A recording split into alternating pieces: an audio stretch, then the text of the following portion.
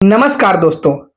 जिस दिन से एनडीए ने अपना संकल्प पत्र जारी किया है बिहार चुनाव में, तब से सिर्फ जनता एक ही सवाल पूछ रही है कि आखिर नीतीश कुमार वहां से चले क्यों गए।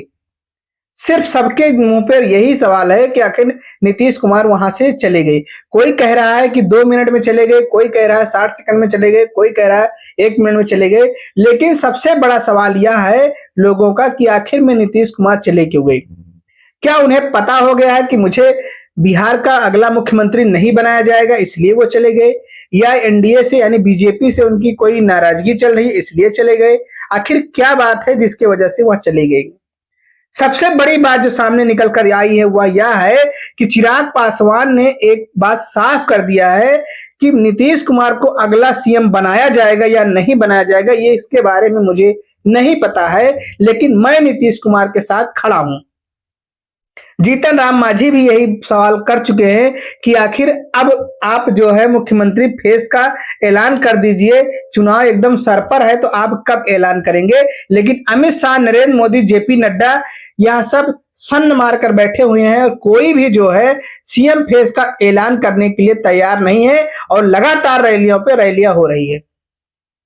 आखिर इससे क्या साफ होता है, क्या पता लगता है, जनता आखिर में किसे समझकर अपना वोट देगी मुख्यमंत्री, इसका अभी खुलासा नहीं हुआ है। जो लोग कहते हैं यह साफ सुथरी सरकार है, उन्हें बिहार चुनाव में एनडीए का, बीजेपी का चेहरा देख लेना चाहिए कि आखिर बीजेपी क्या करना चाहती है। अगर आपका साफ सुथरा चेहरा है तो आपके पास इतने प्रत्याशी, किसी को भी आप अनाउंसमेंट कर दीजिए, कम से कम जनता को तो यहां लगे कि आखिर में हम इस पार्टी का कोई तो सीएम उम्मीदवार है। अगर उसे वोट देना होगा देगी, नहीं देना होगा नहीं देगी। आप चाहे जो है नीतीश कुमार को कर दीजिए, सम्राट चौधरी को कर दीजिए, जीतन राम मांझी को कर दीजिए, चिराग पासवान को कर दीजिए, किसी का चेहरा तो सामने लाइए। लेकिन वह किसी का चेहरा सामने नहीं ला रही है। इसी वजह से नीतीश कुमार को पता है इस बात का कि वह उसके साथ खेल हो रहा है, और यह बात तेजस्वी यादव भी कह चुके हैं, राहुल गांधी भी कह चुके हैं कि उनके चेहरे का इस्तेमाल किया जा रहा है, बाद में उन्हें पछतावा जरूर होगा इसी बात को। क्योंकि जब ये सारी घटनाएं हम लोगों तक पहुंच रही है तो ऐसा थोड़े हो सकता है कि नीतीश कुमार को ना पता हो। उनके जो हैं, जो उनके सिक्योरिटी गार्ड हैं, जो उनका लेखा जोखा रखते हैं, उन्हें तो बाकायदे पता होगा कि आखिर में बिहार चुनाव में क्या हलचल हो रही है। इसी के वजह से, और आपने देखा कि 2 जगह रैलियों में भी वहां नहीं गए, और उन्हें अमित शाह ने एक बार बुलाया भी नहीं। उन्होंने ये भी कहा कि सम्राट चौधरी को आप जिताइए, मोदी इन्हें बड़ा आदमी बनाएंगे, ये बात उन्होंने कही। और इसी बात से शायद नीतीश कुमार नाराज हैं।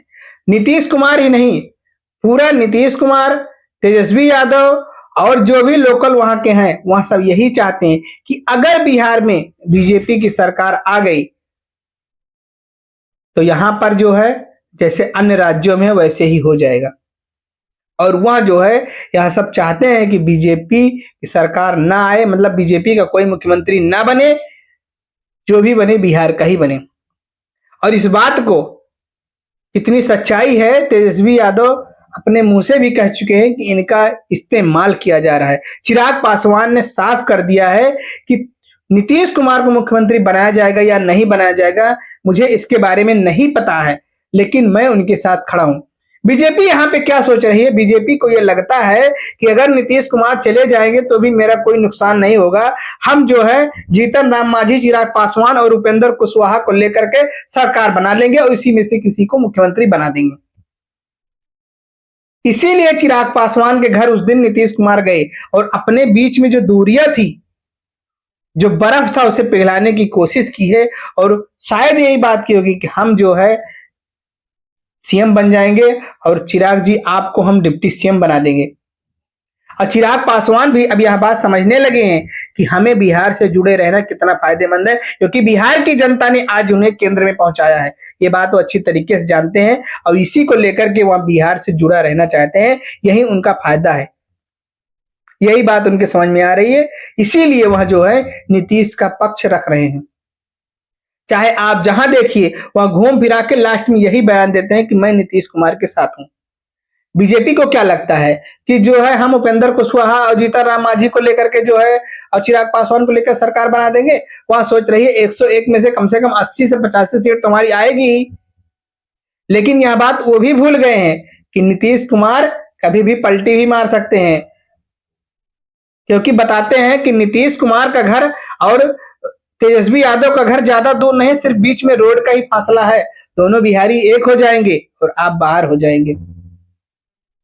यह बात बीजेपी को अच्छी तरीके से समझनी चाहिए। लेकिन बीजेपी की जो चाल है वहां आप देखिए कि बिहार में किस तरीके से उनकी चाल चल रही है। जो लोग यही सवाल करते हैं कि हमारी सरकार साफ सुथरी सरकार है, वह सामने देख ली। अभी तक सीएम फेस का ऐलान नहीं किया गया। आखिर में जनता किसे वोट देगी? क्या जैसे दिल्ली की सीएम रेखा गुप्ता को बनाया गया पर्ची के माध्यम से, क्या पर्ची बिहार में भी खुलने वाली है? बिहार में भी पर्ची खोली जाएगी। बीजेपी जानती है कि इससे मेरा नुकसान होने वाला है, लेकिन उसके पास विकल्प भी नहीं है। वह करे तो क्या करे, क्योंकि वह अपना मुख्यमंत्री बनाने के चक्कर में लगी हुई है। आपने देखा मोदी जी रैली में जाते हैं, नीतीश कुमार का नाम लेते हैं? नहीं लेते हैं। बस वही जंगल राज, बिहार में जंगल राज है। महाशय 20 साल से एनडीए और नीतीश की ही सरकार है। जंगल राज कहां खत्म हो रहा है? अब यही 5 साल में जंगल राज खत्म कर दो एक बैग। आपने जो संकल्प पत्र जारी किया, आप इतना बता रहे हो कि हम 1 करोड़ नौकरी देंगे, ये देंगे, वो देंगे। आप कहां से लाओगे बजट? आप तो बता रहे हो विपक्ष को कि इतना बजट कहां से लाएंगे, और आप कहां से लाओगे बजट? ये सारे जो मुद्दे हैं यहां आकर एक जगह रुक जाते हैं, और वहीं रुक जाते हैं। वहीं पे ये होता है कि आखिर में जो होगा बाद में देखा जाएगा। पहले आप ये बताइए कि एनडीए की तरफ से मुख्यमंत्री का चेहरा किसका है? यही सबकी बोलती बंद हो जाती है। आखिर में सबसे बड़ा सवाल यही है कि लोगों को कम से कम पता तो होना चाहिए कि इस पार्टी का मुख्यमंत्री ये बनेगा। जैसे महागठबंधन ने अनाउंस किया कि मुकेश सहनी को हम डिप्टी सीएम बनाएंगे और तेजस्वी को हम मुख्यमंत्री बनाएंगे, वैसे आप भी किसी का नाम अनाउंसमेंट कर दीजिए। लेकिन नहीं, यह नहीं हो पाएगा, क्योंकि गोलमोल की जो सरकार होती है वो ऐसे ही होती है। और सबको पता है कि जो है नीतीश कुमार को सिर्फ रिमोट से कंट्रोल किया जा रहा है। रिमोट उनका दिल्ली में रखा हुआ है, वहीं से उनको कंट्रोल किया जा रहा है। लेकिन नीतीश कुमार इसमें के नहीं है। बहुत पुराने धुरंधर राजनीतिज्ञ हैं वो। वह भी सब चीजों को अच्छी तरीके समझते हैं कि हमारा बुरा भला क्या होगा, अच्छे से पता है। और आए दिन बिहार में क्या हो रहा है, बीजेपी विधायकों जो विधायक प्रत्याशी हैं उनके साथ क्या हो रहा है, और बिहार की जनता क्या चाह रही है, उसे आप अच्छी तरीके से सोशल मीडिया पर देख रहे हैं कि बिहार की जनता बीजेपी को कितना सपोर्ट कर रही है। आप अच्छी तरीके से देख रहे हैं।